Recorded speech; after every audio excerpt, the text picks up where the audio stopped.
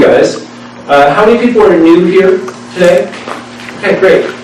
So how did you hear about it? A young lady who was renting below the main house was up watching a movie, saw A Beautiful Mind last night, and she said, I want to remind you about Meetup. I said, yeah, I know Meetup from Florida. And she said, oh, by the way, there's a meeting at the library at 11 o'clock, don't miss it. So the timing was perfect. Good. Excellent. My wife told me, but I'm pretty familiar with spiral internet, and I just want to, I need more internet. You can talk to me afterwards. He needs more. That's an about anything for sure. My internet, HughesNet. I need more internet. Okay, and who else? I was invited by that guy. Great. Awesome. Okay. A few other new people. We have a Kimberly that I never got a chance to meet. Kimberly, say who you are. First time here as well. A patient told me about it, and she has her own business, and so I'm trying to learn to expand the practice that I work at. So here I am. Good.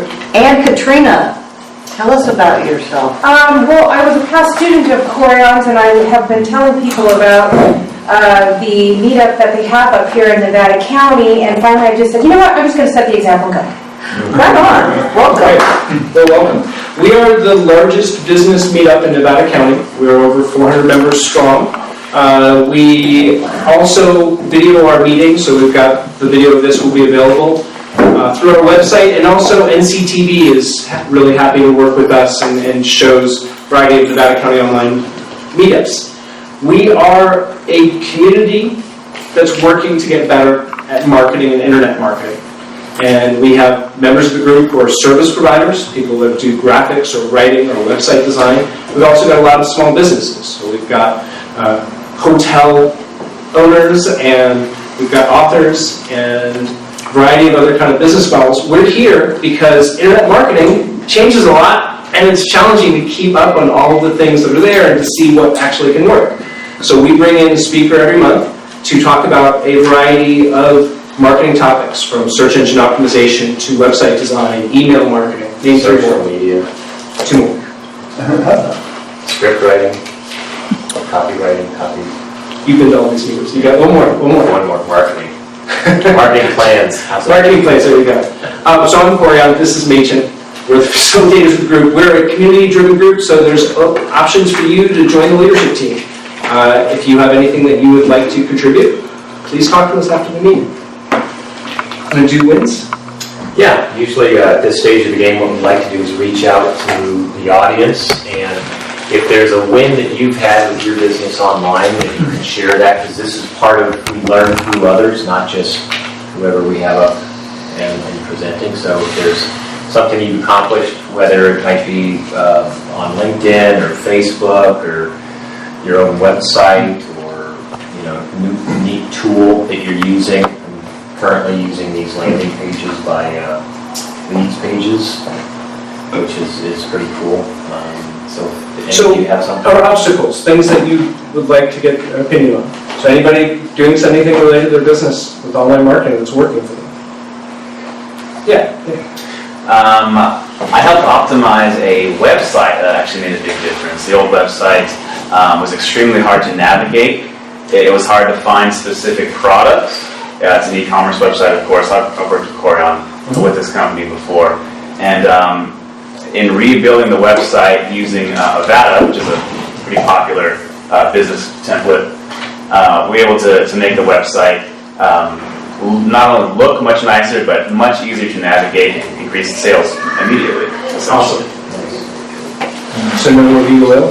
No more Be Loyal. Thank goodness. Gee, many crickets. Terrible program. I helped them and said, get rid of this platform. They're like, no, we're married to it. And I was like, Yeah. All right, any other? Yeah, Anita. Actually, I'm new student for a long time. I also take merchants class. So I'm happy to report for Stonehouse as an event venue, we have 4,400 like. Wow. So that's something really beyond my expectation. And now on LinkedIn, even I didn't really cultivate a lot. I focus on Facebook, but a lot of people recommended Nico Wu as like marketing, social media. So I might be even hired by other people to do marketing. So now I have a production company asking me to do marketing for them. How cool is that? I barely speak English. You speak Facebook quite well. Great. Let's do one more. What else we got?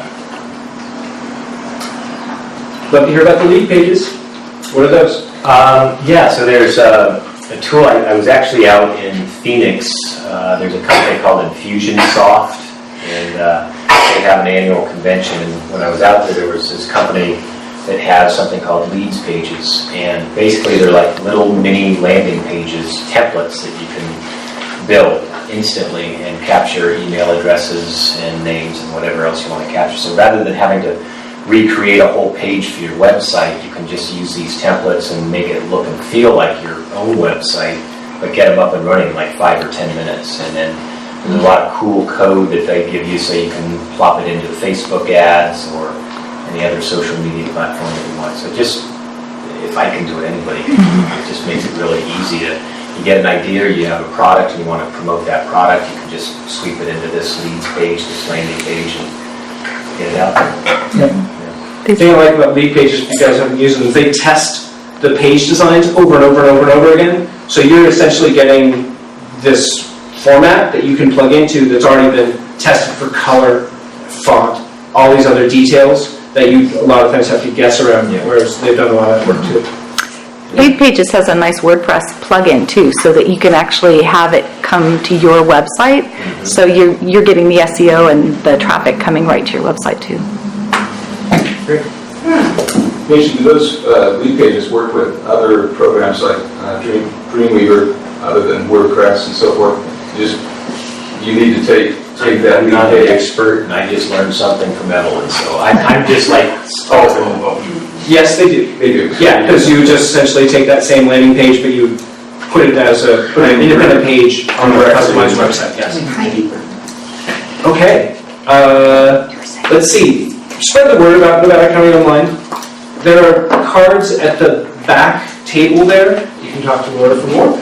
But grab some of these. I like to keep these in my wallet so that if I am talking to somebody about business, I can just say, hey, there's this really cool group that you can learn a lot about marketing and online marketing. I should also mention, coming up in the next few months, we've got some good speakers. One particularly that I'm excited about is a young gentleman named Basil McMahon. I met him at the farmer's market and struck up a conversation relationship. Turns out he's a very successful clothing company that's kind of eco clothing line, and he is very effective at using Facebook advertising. And so we're going to do a case study with him coming up soon, where I'll work with him to create a presentation around exactly what he is doing to have a successful business in a very competitive market. Okay, let's get started. So, let me introduce our wonderful speaker today. This topic is a little bit off what we usually do because we're usually focused on marketing. But if you don't know about what's in the works for Nevada County, you are at the right place to learn some really exciting things about the upcoming Gigabit Network. This is being done through Spiral Internet. Our speaker today, John Paul, is the CEO of Spiral. He's known for, among other things, working to get Google Fiber here. He had the 95959 Google project that came within a hair's breadth of losing out to Kansas City, correct? Yeah. Yeah. A little bigger. But this is cool because that entire process has culminated in John working and working and working with his team over the last 5-7 years, about that, to get funding, grant funding, to get to-the-door internet speed. Can anybody tell me how fast is a gigabit speed? 1,000 megabits. 1,000 megabits. So what does that mean?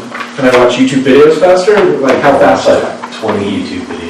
You can have them on 20 different computers in your house. While downloading like a 40 gig file and do everything. Yeah. Be faster than San Francisco. Yeah. Yeah. It's 100 times the speed of DSL. 100 times to your door for probably going to be under $100 a month, right? Okay. When? So he's going to talk about this. So I'm not going to steal any more of John's thunder other than to say, this is amazing. I was part of a visioning process that John invited me to with other community leaders where we set out to say, well, how is this going to change our community? And it's tremendous. So anybody here who is, for example, a video editor, that you'd have to be connected, like you can't live in Chicago Park and go and upload and download huge gigabit files. But guess what? You will be able to soon. Or whether you're the hospital and you want to make sure that everybody's medical records are available all the time so that you can actually go and interact with very big resolution, MRIs and everything else. This is going to change our community and your businesses. So, yeah. I want to just tag along that because I'm a real estate agent and I have people who come up from the Bay Area and their number one criteria is internet. Yep. And if it doesn't work, they don't move here. It's like that simple. And so we have a need. I'm so excited to hear this because I constantly am hearing issues of... Everybody's excited. Let's get you up here. John Paul, CEO of Sorry. He's here. Okay. Okay, so here's what's interesting. This is Nevada County Online, and in the areas that we're building our gigabit network first, we're not going to do online marketing because these people don't have internet access. So we have to think about that. How do we get information to people? We're actually going to send out DVDs, which is kind of funny. So I have the luxury of talking for a long time today. I've been doing 20-minute presentations about this. So I'm going to really give you the history of Spiral, how we came to this point. I'm going to talk about what a gigabit is and talk about why other internet doesn't work the way it works. I'm going to talk about some future partnerships that we're going to have with Kansas City and Austin, which is kind of exciting because of the connections we've made over the past 5 years. And how Nevada County is really going to be on the map. I mean, things are going to be happening here, and people from the Bay Area are going to want to move here because there is not gigabit service in the Bay Area anywhere. And Google will be doing it at some point, but we're going to be there before they are, which is kind of cool. So, in May of 2006, we launched Spiral Internet. We were entrusted with the customers of the Nevada County Community Network, or NCCN, which had been around for 10 years at that point. It was a nonprofit ISP internet service provider that started, and their whole intent was to provide community-based internet access, and they were allowed to do that because in 1996, the Federal Telecommunications Act of that year allowed third-party providers to offer DSL on the AT&T lines, or the Bell lines at that point. And so they didn't like it, but it allowed for more competition, and so NCCN was formed. They weren't doing very well 10 years later. They had a lot of bad contracts with AT&T, bad meeting. AT&T was charging them too much for services, and AT&T was rolling its prices down, but NCCN couldn't, and AT&T wouldn't renegotiate, so they needed to let go. And they came to myself and my business partner at that time, Chip Carmen, and we said, okay, let's do this, and we started Spiral Internet. So, I'm going to start off with a video because it's, Nevada County Online video stuff. Customer number one was from NCCN. We did a short video about him that tells you a little bit about who Spiral is and a little bit about internet access, kind of to what you're after. Dan, you are literally customer number one in our database. Can you tell us a little bit about how you got started out as NCCN's first customer once upon a time? I had a business associate that was a friend, and we were talking about getting internet service because it was relatively new at that time in our area. This was in the mid-1990s? We were during the 90s, somewhere in there, and he told me about NCC, and he said, use that one. It's a community-supported network, and I said, fine, and I didn't know how to sign up. So I was out at the fair that year, walking through the big display booth, and there was the big NCCN sign, and I walked over and started talking to him, and I signed up at the fair. That was the first day, and I didn't know I was number one until I had called over a few times for tech support, and the gal that answered the phone said, I think of you every day. And I said, well, why is that? When we boot up our computers, your name and everything comes up on the screen first. She said, you're number one in our database. And I, wow, that's kind of cool. So I was always impressed about that. And then when Spiral took over, whenever I call and I get you on the phone for tech support, I tell you who I am. And I always tell you I'm numero uno. Yeah, and back in the day, that was dial-up internet service. Yes. Took over your phone line. You would have to plug your computer in, and you couldn't place phone calls. And then it was a big deal when we switched over to DSL in the mid-2000s. Yeah, I like that a lot better, because you could try and download something on dial-up and go cook dinner while it was downloading. Yeah. It took so long, yeah. And the difference in speeds between dial-up and DSL is about a factor of 100, and we're going to be doing that again. So we're really excited about that, and in fact, you are in our first project area for that fiber switch. And are you looking forward to that availability? Yes, I've heard a little bit about it. I don't quite understand how it works, but if it's going to be even faster, I like that. Yeah, we'd like to actually extend an offer to you of 1 year of free fiber service. Whoa. If you, once we are able to start getting it out to your house, as customer number one, we would love to, keep that continuity. I like that. I like that. Very good service over the years. I've really appreciated all the technical support and just the help when I had to bring in a computer or a iPhone over here to have you help me get it set up. Because back when it was dial-up, I was pretty computer literate. Now, forget it. It's a pretty big technological change, but we're looking forward to continuing to support you. Well, I appreciate your help and assistance. Thank you, Max. Thank you, Dan. So that's who Spiral is. Customer number one is a great example of how we treat our customers and how we work with people, and it was great that he's still with us. It's kind of fun. He's all excited about his fiber connection. So after we took over and started Spiral Internet, we decided we had to figure out what we're going to do. So we knew that selling dial-up, which we were at the time and still are, as well as DSL wasn't going to be where the future was going to be, and we needed to find out. So how do we make it better here? So first we looked at a wireless middle mile project, and spent a number of years. We applied for 2 stimulus fund grants, very big grants through the American Recovery and Reinvestment Act. Those, in the second iteration of that, we got to due diligence. It was pretty incredibly crazy process where you're dealing with 7 people from Bose, Allen, Hamilton, and Washington, D.C. throwing questions at you, hired by the federal government to make sure your application is clean. And we made through most of it. There were some problems. We had partnered at that point with the Economic Research Council. There were some problems with the application. We wound up not getting funded. And it took some time for us to recover from that and figure out where we were going to go.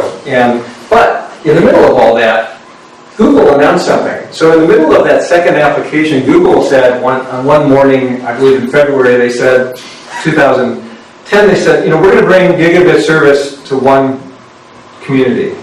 And I talked to Chip on the phone as soon as I saw it. And I walked across the street to Gene Altwell's office. He was the city manager at that time. This room is named after him. He passed away a number of years ago. And I said, Gene, can we do this on behalf of Nevada City? Because you needed one community to apply for. And he said, absolutely, go forward. And so we said, how many people here were at the 959 Google event? So some people were here.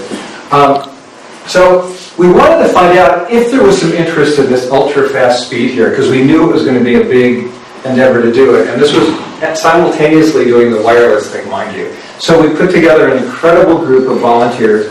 Michael Anderson, who was here, jumped in. We had about 10 other people who helped us pull this together. And we came up with a video from that event, which we posted on YouTube because Google had asked for that. But the video is very relevant because it was talking about gigabit fiber service and what was needed here. So I'm going to show it to you now. It's only 8 minutes. And it will give you an idea of what we really need here and why people need it. And if you replace the word Google with Spiral, you'll kind of get where we're headed.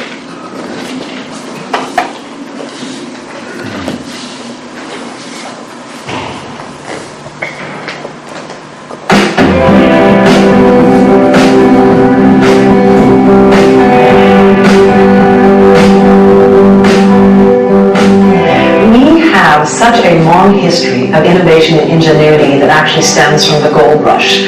Inventions such as the long-distance telephone comes from this area in the 1800s. Today, we're actually known as the Silicon Valley of the Sierras, as well as a cultural and artistic haven. I've actually had the great privilege of traveling well over 50 countries around the world, and I was the first woman to complete a solo winter trek of Alaska, so I've actually seen a lot. But I've never seen a place like this. Our pioneering spirit, our ingenuity is a perfect fit for the Google project. My honor today, on behalf of the city, to welcome you all to the 95-9 Google Rally.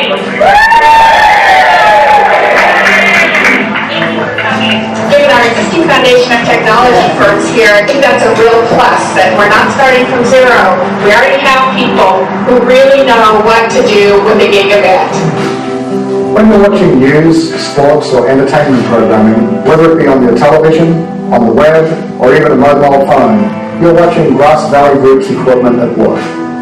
We started right here in Grass Valley over 50 years ago, and now have offices in 20 countries worldwide.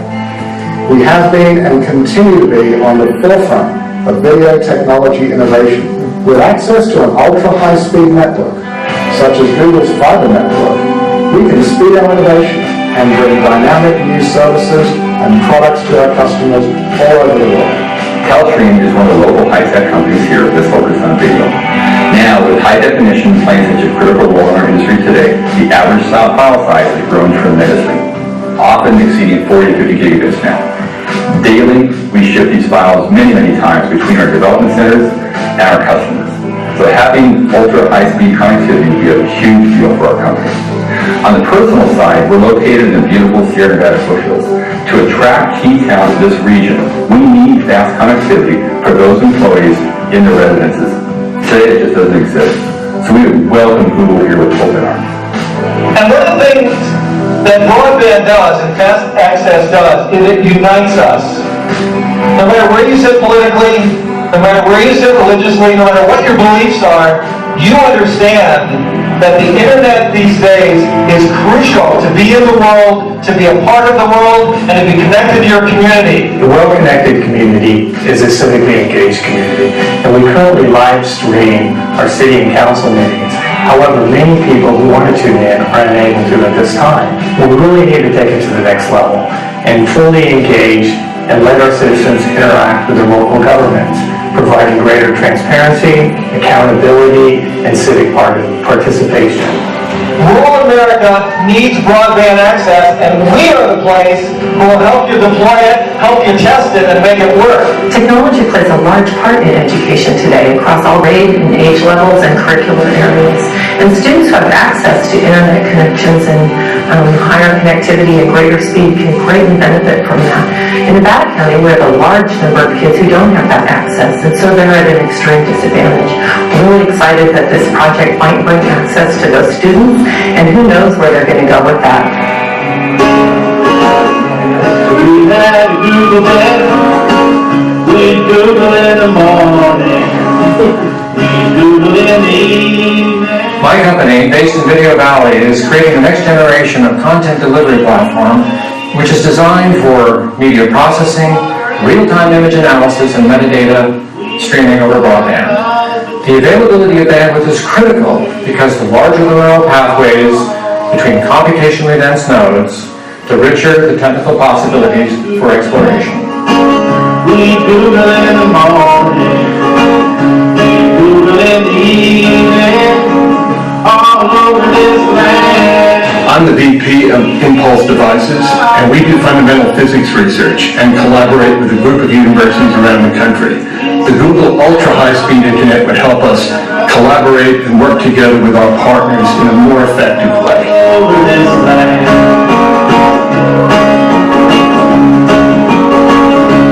We had a Google bag. So I'm doing my fourth startup. It's a cloud-based web mining. And what I've learned from the past startups is that success and failure is more about having the right talented people versus technology. If we had an ultra-high-speed internet network here in Nevada County, it would make it much, much easier to attract the talented people you need to be successful.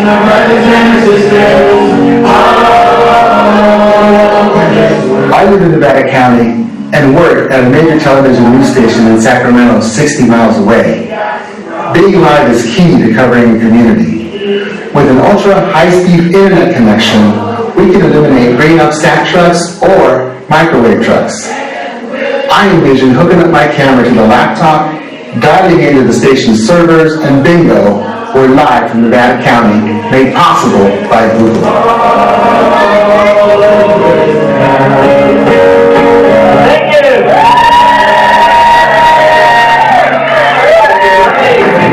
So, welcome to the rally, Mark.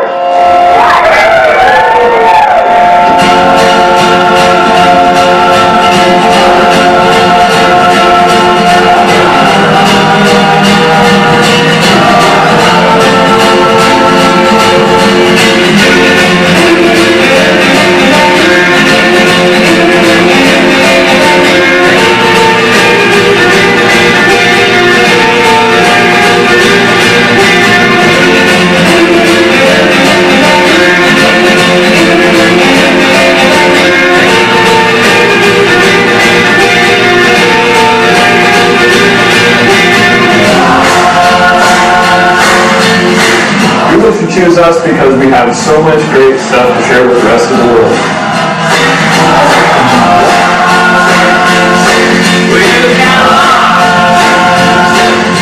It would be the perfect place to do testing because we have everything a large city has in a rural area.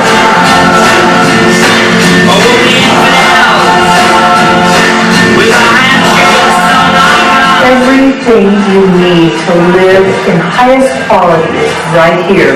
Google Bits will only help that.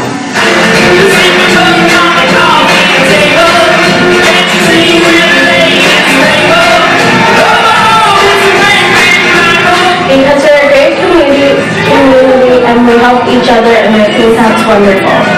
Community Radio, KBMR FM, Nevada City.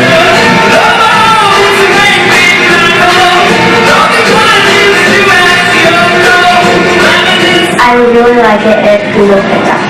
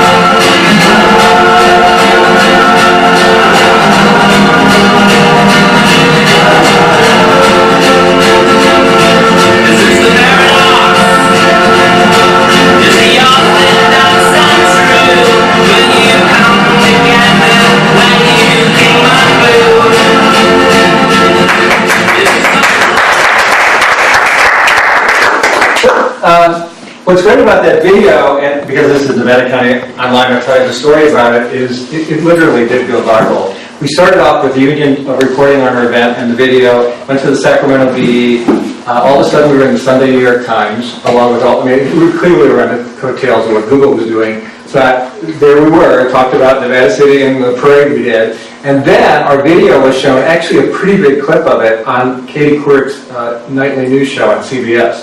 It was like, whoa, this can really happen. So we got Nevada City, on the map nationally because of the event, which was kind of cool. I always felt good about that. So why do we need a gig? Because when Google announced that in 2010, all the other providers said, what do we need a gig for? Who could possibly use a gig? It's way too much. And that wasn't the point, of course. I'm going to tell you why. So in order to find out why we need a gig, you need to understand how the internet works. So I happen to have a primer here about internet access. I'm going to teach you a little bit about why your internet connection sucks. Thanks a lot. So first of all, we had DSL. It's vanishing here. That's kind of the top speed you can get. You get a little faster with this product called Uverse, which is basically fake Uverse here because they don't have television. A little faster if you're like 500 feet from the central office. But that's really the fastest you can get.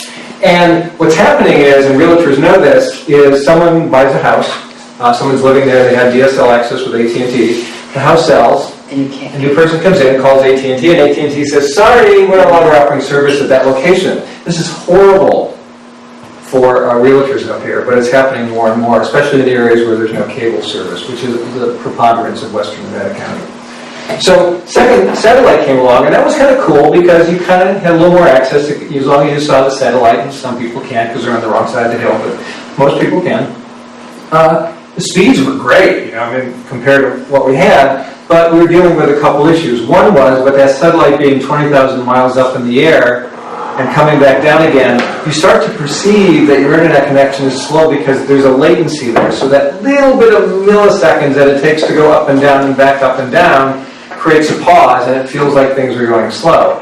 The other thing that the satellite companies did, and I don't know why they did this because it's hardly good customer service, is that if you use too much data in a short period of time, they will throttle down your speed for the rest of the month. And you had to wait till the next month. I mean, what year is it? You have to wait till the next month to get better internet service.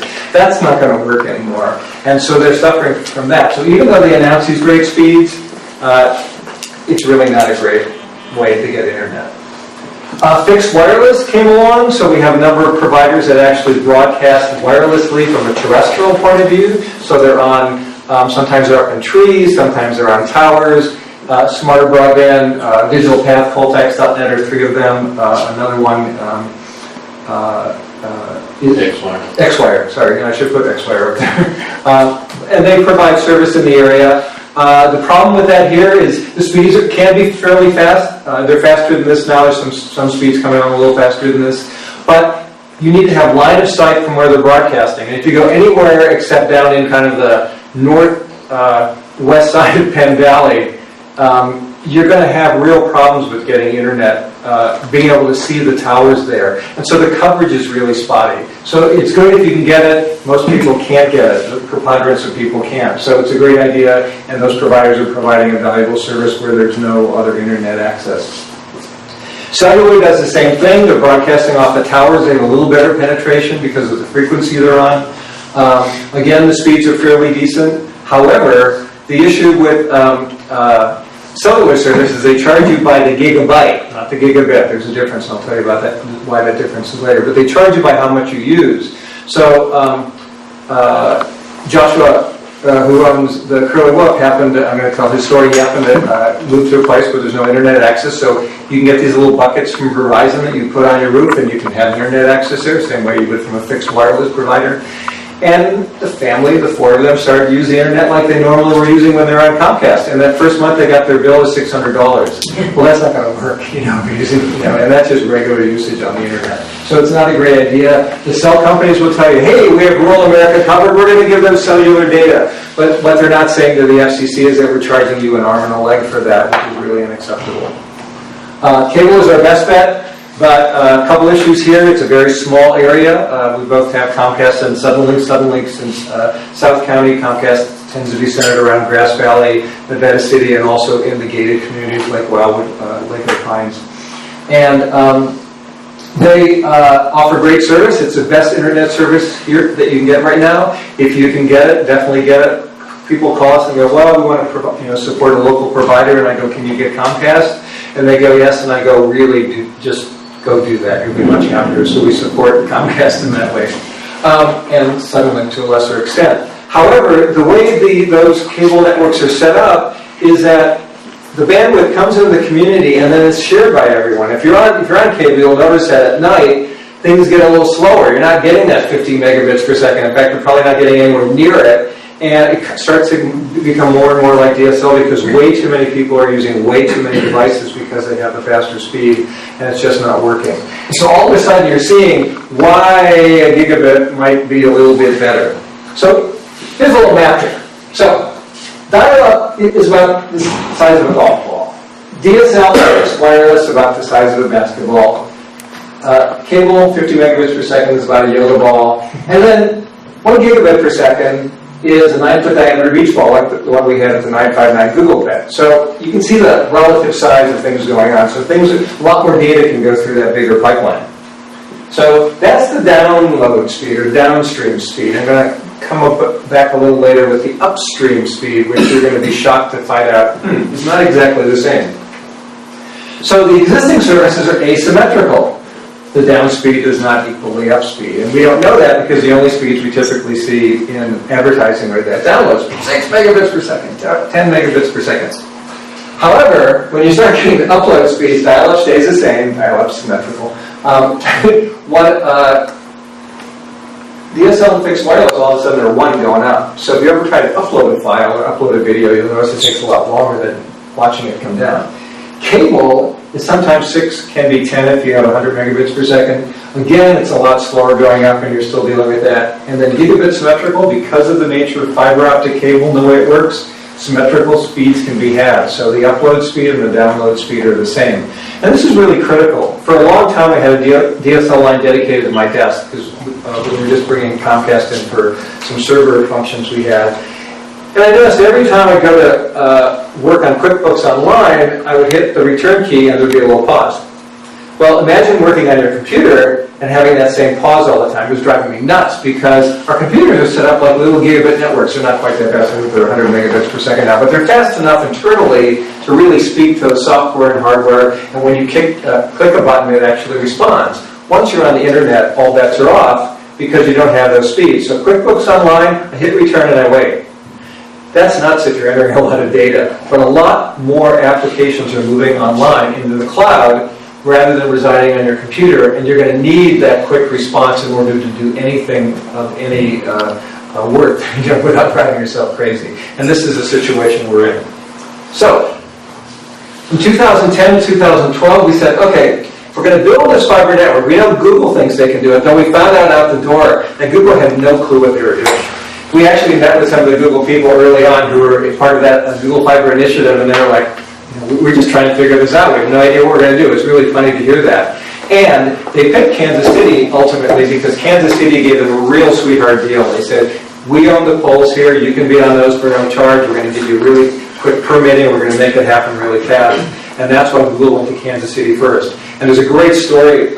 Michael Anderson and I, who's Spiral CIO, who's becoming Spiral CIO, we're in Kansas City just in January. We got to sit down with 2 key people from the Kansas Cities and hear about why Kansas City got it and how Kansas City, Missouri and Kansas City, Kansas actually didn't know that each of those cities had submitted applications separately, and then now they're working together. Kansas City's a hopping place. Mike will probably talk a little bit about that. So we started going to conferences.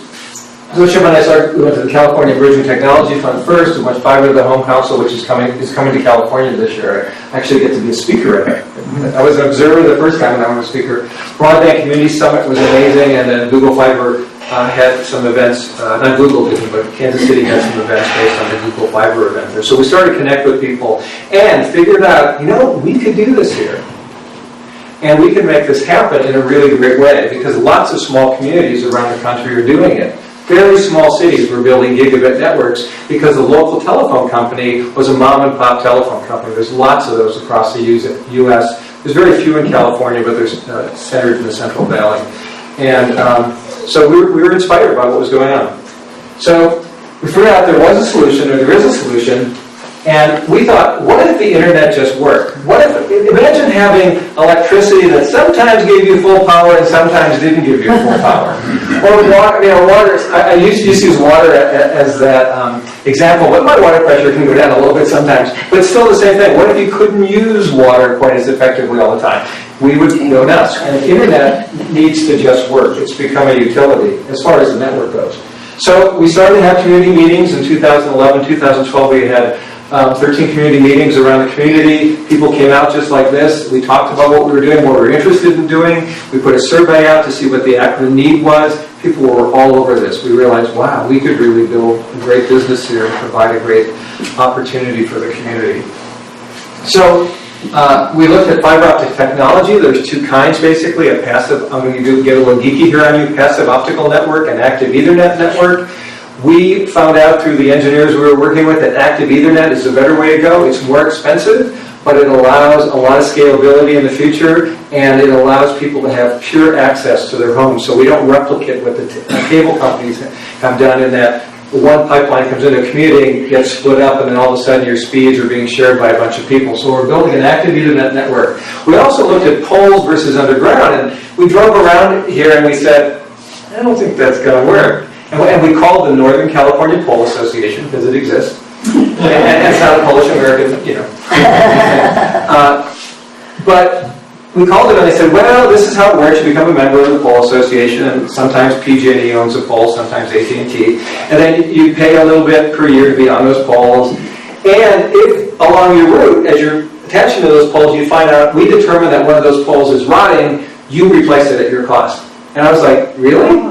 How will I ever know? I mean, have you driven around with the poles here? There's a lot of rotting poles. I'm like, no, we're not going to do that here. So we decided to go fully underground. Well, that's going to be a benefit because by being fully underground, we're safe from fire, we're safe from a lot of things. And in some cases, we may be able to partner with PG&E where they want to go underground as well. That's what we're looking at possibly to do. So that's what we decided to do technologically. So then we decided, so where do we build it? What's the best place to do here? We didn't even know where to begin. So again, through these conferences we went at, we found a firm back east that came out and did an analysis of 5 areas in the county. We picked the 5 areas, we mapped it. They came out and did all the studies for us. And surprising to us, it was we came out with 3 different phases, and I'll talk about those in a second. And we realized that we could really do this here. They also did the amazing spreadsheet about the return on investment and what it would cost to build it and what it would cost to provide service. So it was really amazing. So in summer 2012, you may have noticed there's been a lot of construction here. People assumed it was us building our network. I wish it was. But the orange cable that was being put in through the county was part of a middle mile project that did get federal funding. And it goes through all of western Nevada County. It kind of comes in at Highway 49 in Auburn and goes through Grass Valley, through Nevada City, right to this library. In fact, one of the connections is here once they turn it on. And then it heads down through Penn Valley and then out into Yuba County. And that's a middle mile project. We can have access to that. It's open. It's like the bigger pipeline that connects us to yet the bigger pipeline.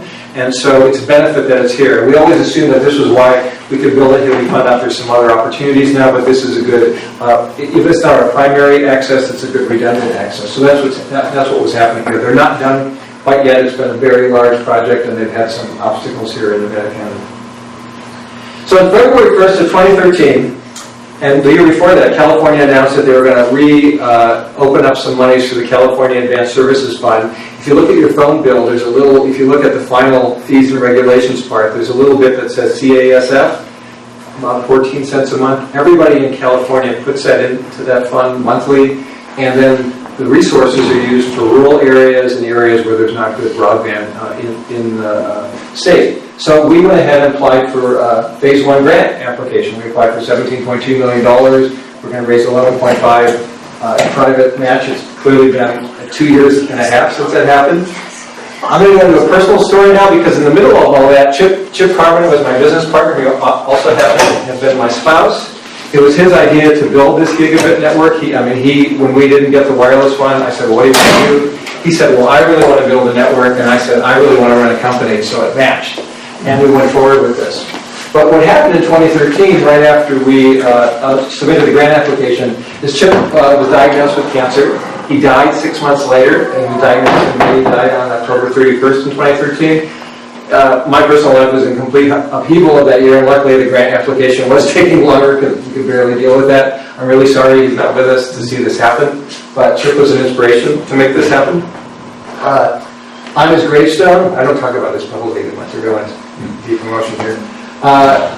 His gravestone is kind of cool. It's in Cooper and Weaver, and his vision was to build a gigabit fiber network and put that on there. And so that's always there. It's in Nevada County. I think that's kind of cool.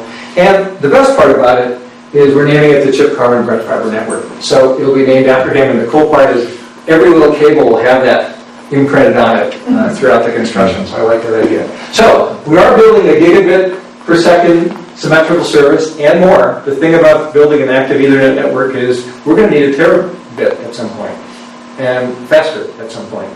This network will handle that, and we know that, and that's why we're building it this way. 100% fiber optic, all the way from the backhaul all the way to your house, and if you want, sometimes in your house, because you can have fiber network in your house. Many people will do a wireless network or have a Ethernet network in their house. And we'll talk to customers about that when we get there.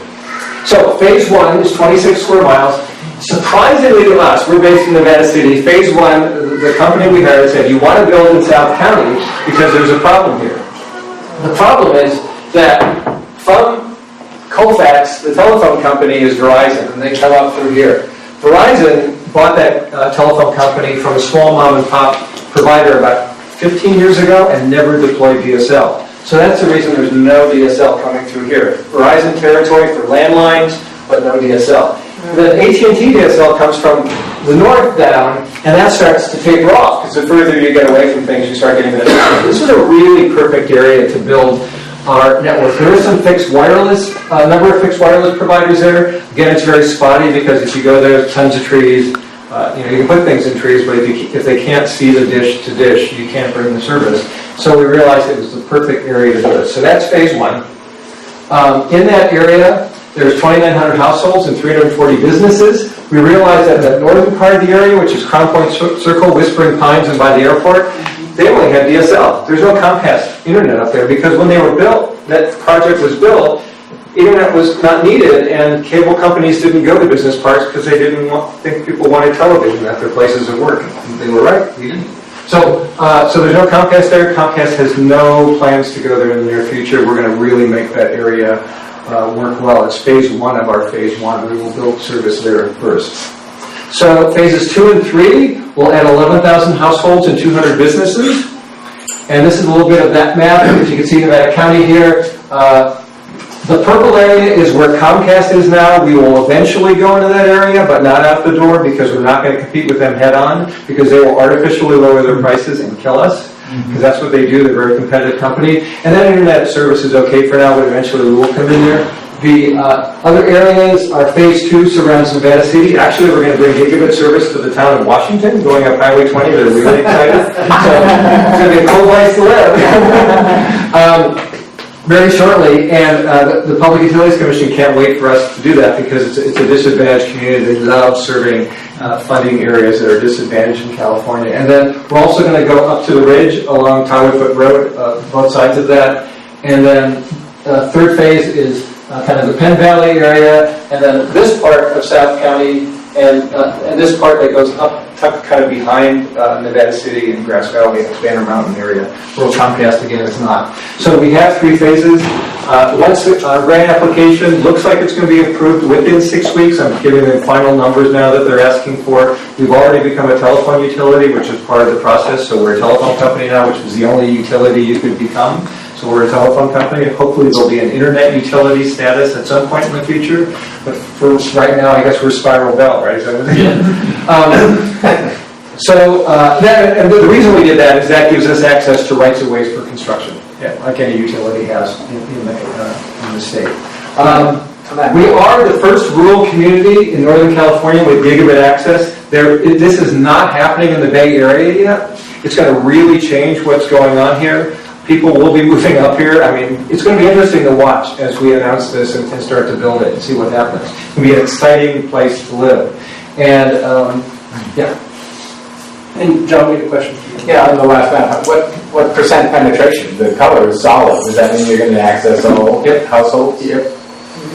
Wow. Yeah, so what we're going to do is we build the laterals.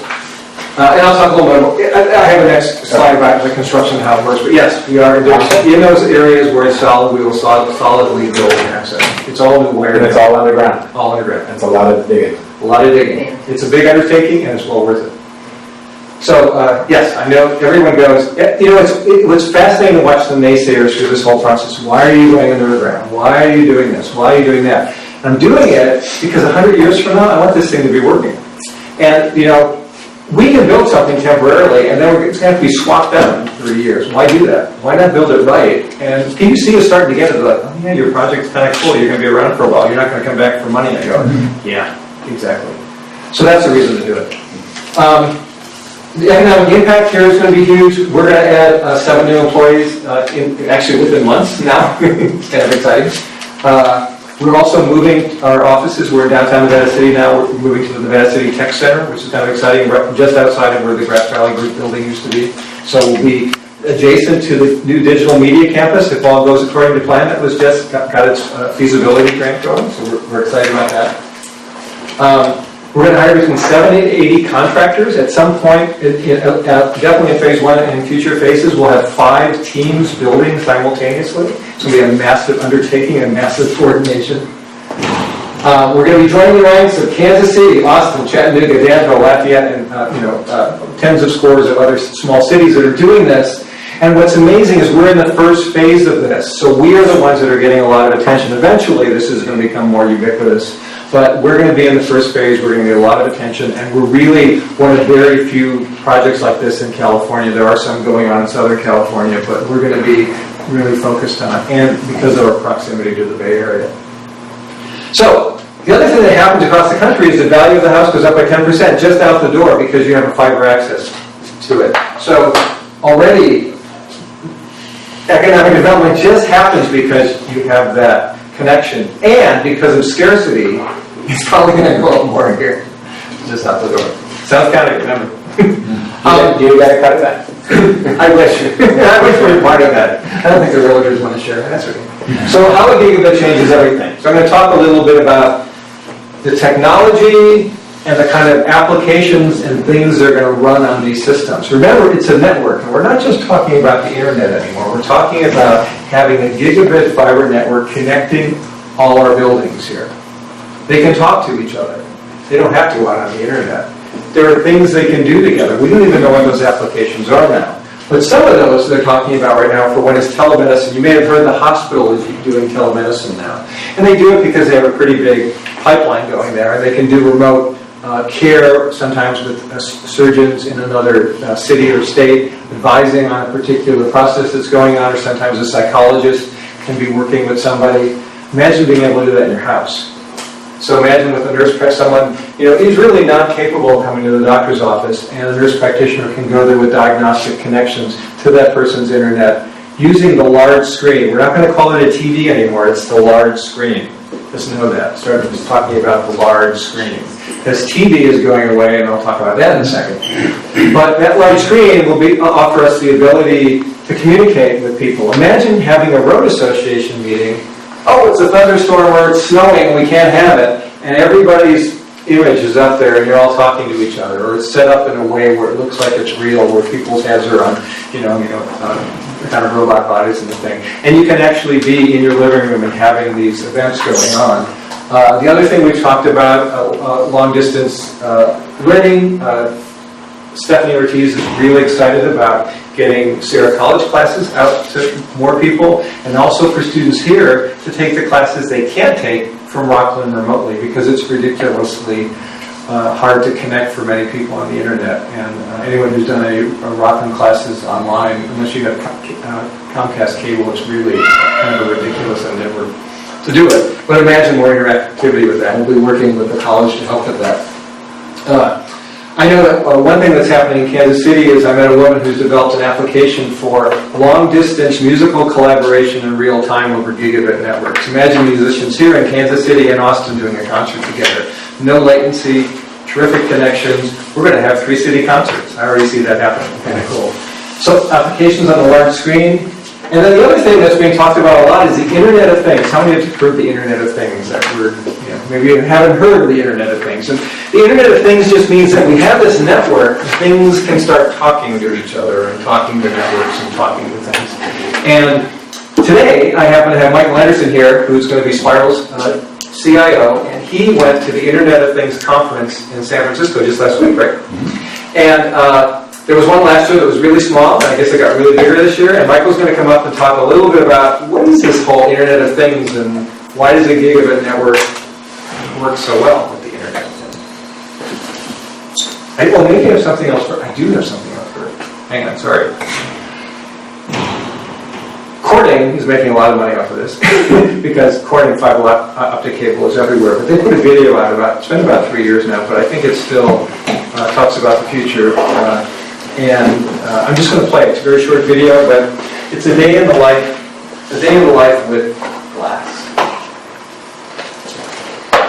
Sorry about that.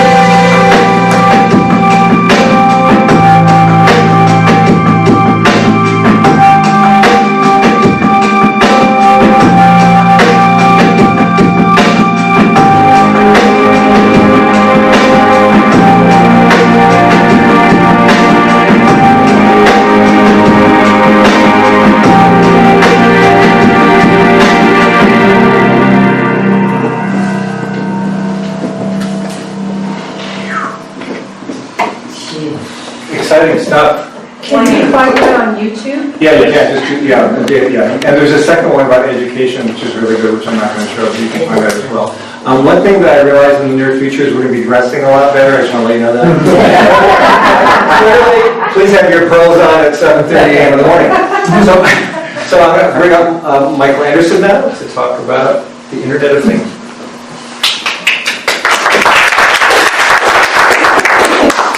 So I went to the Internet of Things, the first conference. It's actually a UK company that sponsors this, and they came to the United States, Palo Alto, in 2014, and they had a small courtyard at a hotel on El Camino Real in Palo Alto, and it was just a handful of people.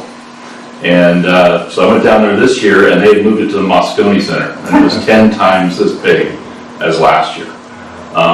The stuff that you saw there in that Corning video, that is all existing technology. It just hasn't been rolled out yet, but it's coming very soon.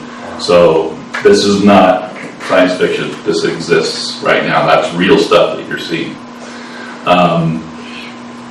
The Internet of Things conference, walking in there is just the energy and the buzz, what's happening. We're right at the crutch of an exponential change in technology right now. We're right here. We're going to be going and doing things in the next 10 years that are going to blow your mind. So how many people have seen the movie The Minority Report with Tom Cruise? Yeah, that's the kind of stuff that I saw at the Internet of Things conference. Okay, drones, sensors, just like any technology, there's a good side and a bad side. So you have to look at this stuff and say, okay, maybe there's a problem with security, maybe there's a problem with privacy. These are things that, people are going to have to solve and deal with those issues. But at the same time, these technologies, first of all, they're not going to stop. It's not debatable. There aren't going to be any votes as whether this is going to happen or not. It's happening now, and it's going to continue to happen, and it's going to, again, grow exponentially. What appears to be the case, however, with all of this new technology is that it's actually going to make the world a much better place in terms of education, wealth, quality of living. This is around the world. We've got 3 or 4 billion people that are not yet online. They're going to be online in the next 10 years. And those people are going to get educated, and then they're going to bring their wealth of ideas into our world through the internet. And that's going to be a huge benefit to the world. So problems like not enough energy, not enough water, not enough food, these things are going to get solved. We're going to have, in my opinion, the Internet of Things and the network, the internet, are going to solve a lot of the world's problems in the next several decades.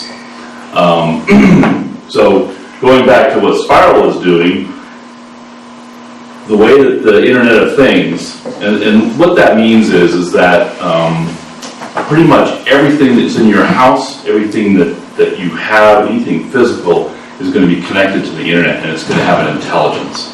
So it's going to be making decisions about how much energy to use, how much water to use, it's going to be making decisions that are going to improve your quality of life.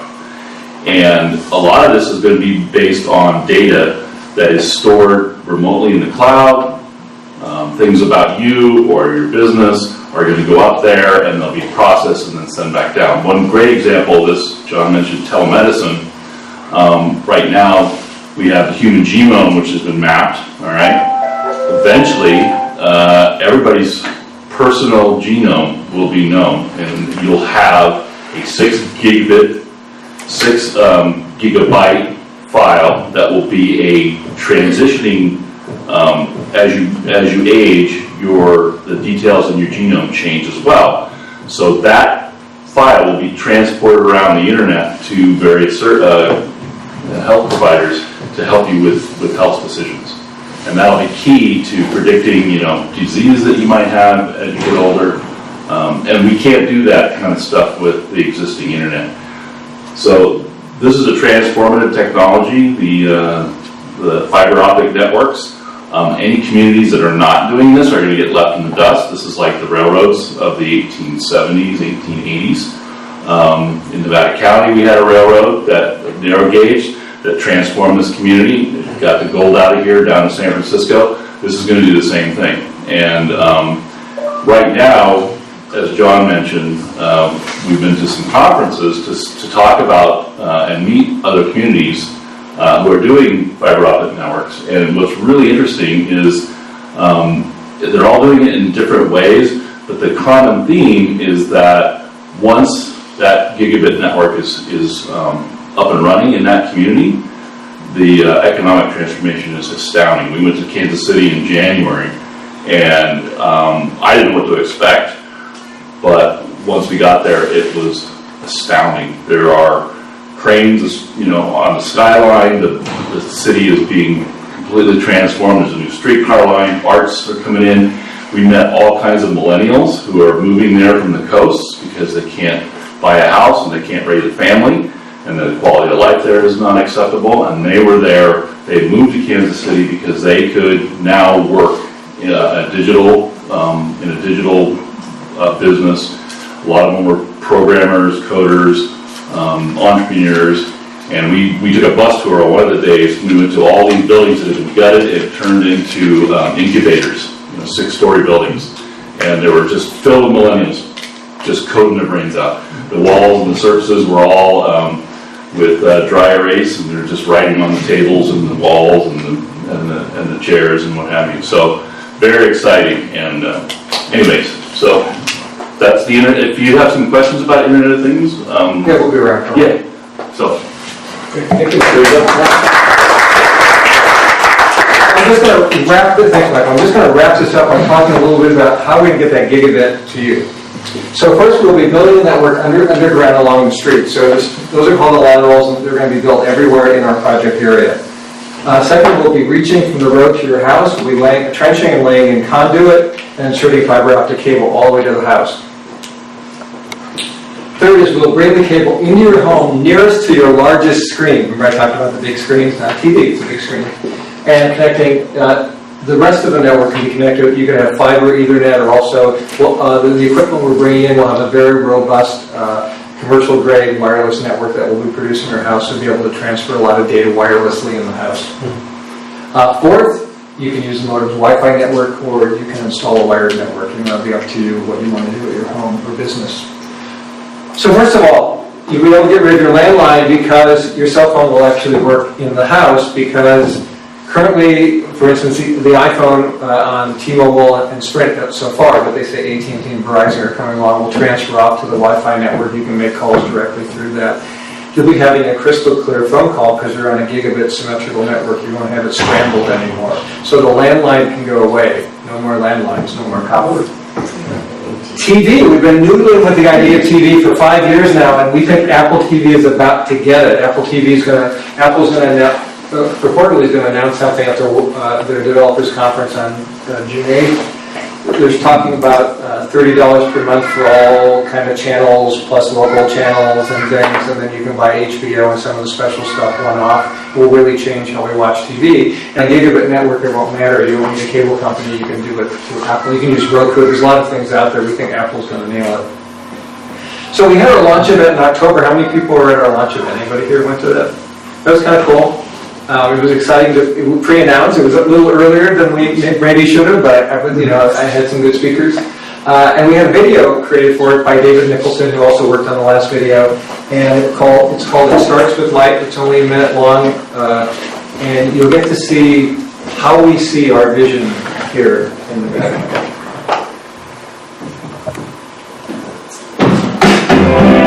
That's long. That's like really long. Wait a second. So what happened with that one? Uh-oh.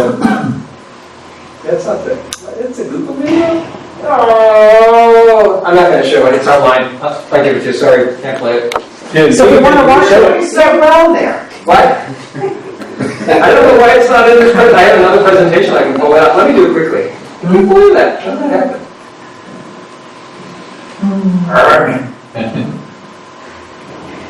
What happened?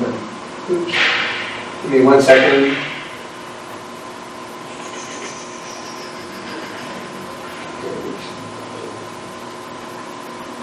I know it's not here.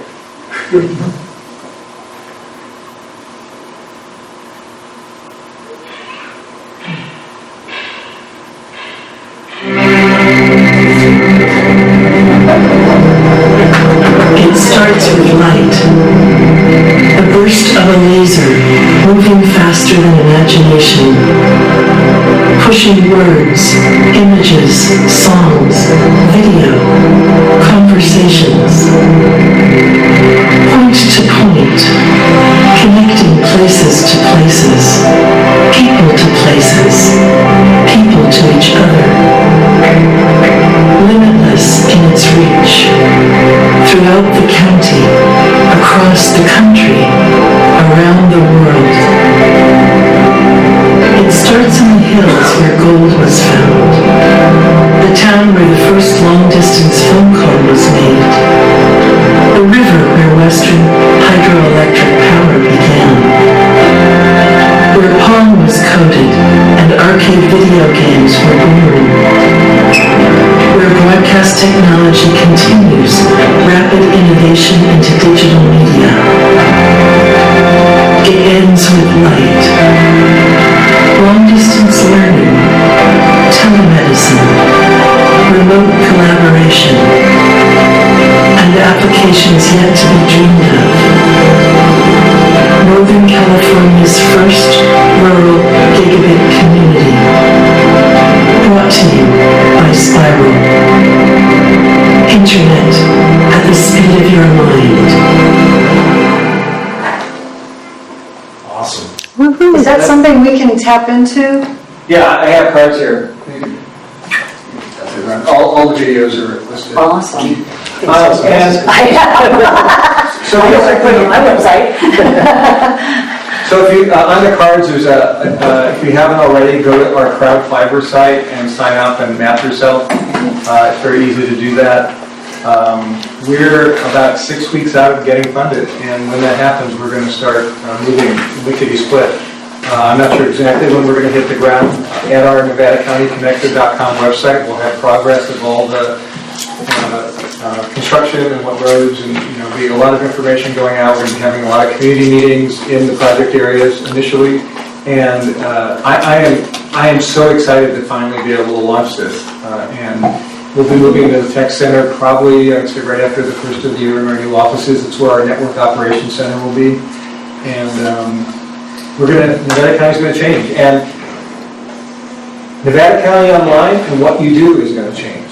And part of that is start to look at how you might be able to use this kind of network, because this network is also an intranet, which means talking amongst ourselves. We have fiber to do that.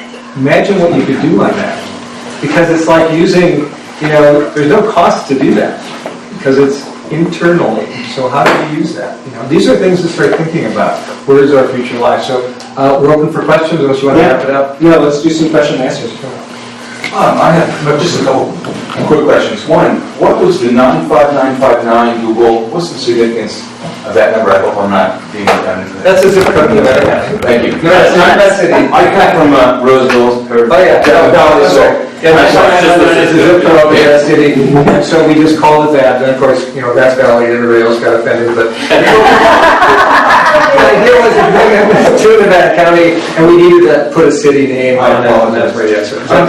My primary question was, way back, AT&T and landlines and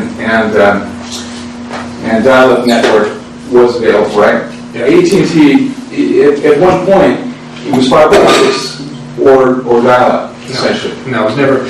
No. Then AT&T came out with copper, but you could get DSL. No, you have it really reversed. So fiber optic networks were around, what, 20 years now, 25 years? I mean, they've been longer than that even. They've been hooking up the bigger pipelines, but fiber is very expensive at one point.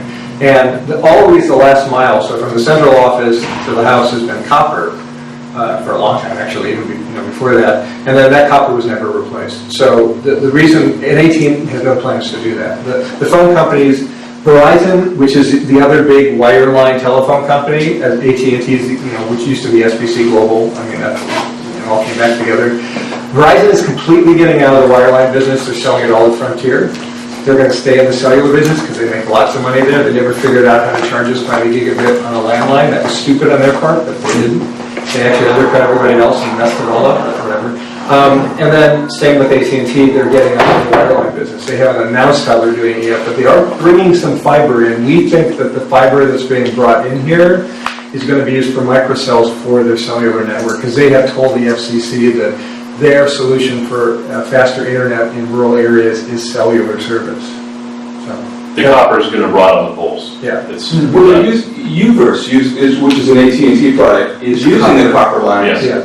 to provide DSL speed, right? Yeah. Yeah, UVerse is a brand name. It's a slightly different level of service. It offers slightly faster service to people who are very close to the central office or very close to a remote terminal out in the field. just remember, in the year 2000, the United States was #1 in broadband for price and speed. We are now number 27 in the world. In 15 years, we've dropped. It's kind of embarrassing, actually. So we need to fix that. Now, a lot of the countries that were able to bypass us, they were doing it with large government grant that become a monopoly, much like what happened with IT&T and then AT&T 130 years ago, when they were given a monopoly, said, here's a guaranteed profit, but you have to provide service to everybody, and that gave us the best telephone system on the planet for 100 years. Okay, that's what South Korea, Indonesia, many European countries have done, but we're not going to do that here.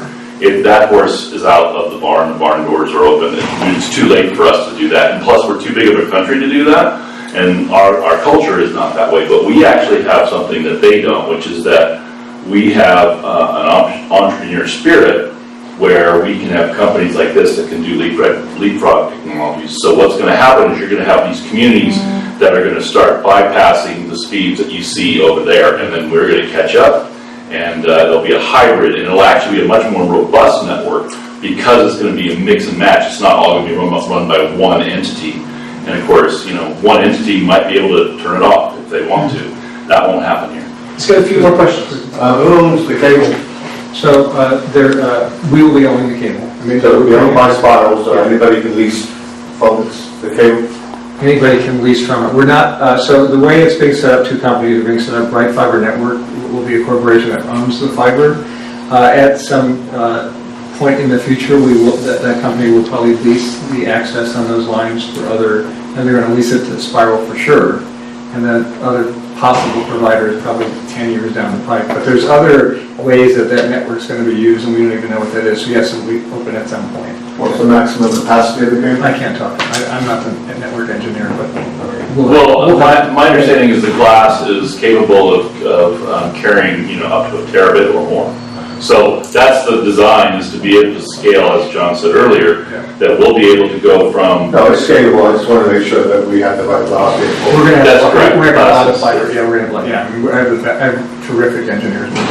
Let's get a couple more questions, because I want to respect people's time that we're getting up to. Some time ago, I went online and signed up that I was interested when you guys asked for that. Is that something that we can do? Is there anything we can do to help you get this thing going? I mean, it's good to let people know. I mean, if you're in if you're in the project area or a neighborhood, at phase one, we're going to start organizing those communities. So call us and say, hey, I can help organize my street or whatever. That helps. Even in the future ones, they're a little further down the pipe, but that would help. There's going to be a lot of desire for people to get connected. Once this becomes public, I know there's going to be a rush to, hey, what me. Yeah. So we're going to be getting communities together to do that. Yeah. What are the phases in terms of time? We're going to, so phase one, once the money comes in, 2-year construction cycle. Okay. And then each one, they're going to overlap those. We know. I mean, we'll have a better sense of once we get, we haven't done any of the plans for construction yet. We'll have that once I can bring people on staff to do it. Yeah, we have the larger network diagram of the major loops. Yeah, we already have that done. Yeah. That's all done, but what we don't have is, into each neighborhood, what's going to happen there. And that, again, will be determined a lot by the neighbors, because there's easements that have to be dealt with, all kinds of things. It's on net neutrality, it drives you more toward being just a utility, but there is competition with this. Yeah, well, I mean, FCC has declared that neutrality is a given. I mean, we were going to do that out the door. I mean, we're not going to throttle any one content provider. No, but that, it shifts internet to be more of a utility industry. Oh, I'm sorry, it does, yes. And we understand that, we're coming in as a utility. Yeah. We know there'll be applications developed on top of it, we may develop some of those, we don't even know yet, but building the network is key, and we know it's a utility service. Yet you will have competition with the cellular. You'll be competed with, AT&T is going to compete with you by our. I think so, I'm happy to like both our bus. After what they have done to me for the past 10 years. Comcast is already dropping their prices. This is on their radar. They're totally freaked out. Comcast is completely freaked out that we're coming here, even though we're not going into their area. It's not fun. But they know we'll get there eventually. Don't tell them. They know. They challenged us already. They were total jerks with the PUC. I'm on Comcast, I want you to drive their prices. Yeah. And they will. So what will happen is the prices will go down because they don't know where we're at. And so we're going to encourage people in Comcast areas to call up Comcast and go, I'm thinking of switching to Spiral. Can you give me a better price? We're going to put that word out. And then we can watch the prices drop to see where they drop to, which will help us out as we move into those areas. Should we start this call? Quick, 2 questions. If we're 26, who's number 1? South Korea. Okay, and also, did you get our video, Nevada County video was awesome. Did you see the video of the winners? I was curious what that was like. The Google Or the winners. Google did. Yeah, the Google Kansas did. City didn't do a video, but Kansas City actually had their act together. I mean, they came in, they did. They said, we're going to give you full access. I mean, we met with the vice mayor, It's really interesting, the two communities, because what actually happened was the Kansas City, Missouri and Kansas City, Kansas put in separate applications. And Google was like, what's that? And they hadn't talked to each other. So they didn't find out till later on in the process that they had both done this. And then Google said, we're really looking very strongly at what you're doing here, but you're going to have to work together. So they actually had to put together a joint powers agreement in order to be able to use the same utility rules and equipment and what have you. And now, because of Google, the two communities, which have been kind of at loggerheads for decades, if not a century or more, are now working together very well. And they get along, and it was funny because they talked about that a lot, because they have historically been, not enemies, but it's a funny place. And they're not divided by a river, they're divided by a road called State Line Road. Literally a 2-lane road. One side is Missouri and one side is Kansas. So funny, there's just a tiny little road, and there's houses on both sides, and totally bizarre. You walk across the street and you're in another state. But they're cool, they want to work with us. So anything else? Let's give a big round of applause.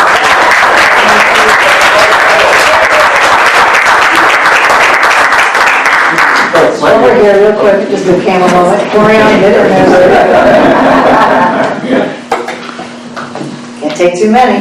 All righty, we're good. All right, guys, so we don't have to be out here immediately, but we just can wait till next month. Wait till next month. Wait till next month. Wait till next month. Wait till next month. Wait till next month. Wait till next month. Wait till next month. Wait till next month. Wait till next